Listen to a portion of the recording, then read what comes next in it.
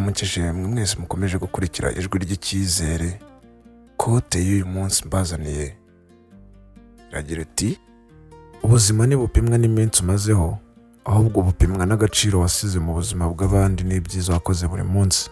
Hari igihe twihugiraho tukiruka inyuma y'amafaranga, icyubahiro cyangwa ibintu bitandukanye, tukibagirwa ko ubuzima bufite agaciro kurusha ibyo dutunze.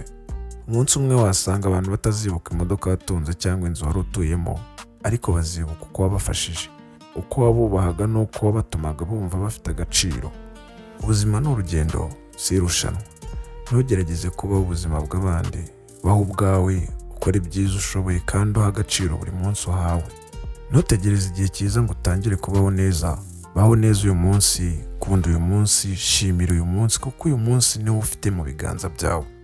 Ubuzima bufite agaciro iyo tubayeho dufite intego, tugakunda abantu, tugakora ibyiza kandi tukagira icyo dusigira abandi. Ntukabeho ushaka gusa kugira ibintu byinshi, haranira kuba umuntu mwiza kuko ibintu birashira, ariko indangagaciro n'ibyiza wakoze bikomeza kubaho na nyuma yawe.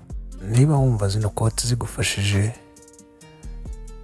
kanda like, share ndetse na comment, umbwire ku byo ushaka ko nzakoraho muri kote zindi zizakurikira. Ndabashimiye.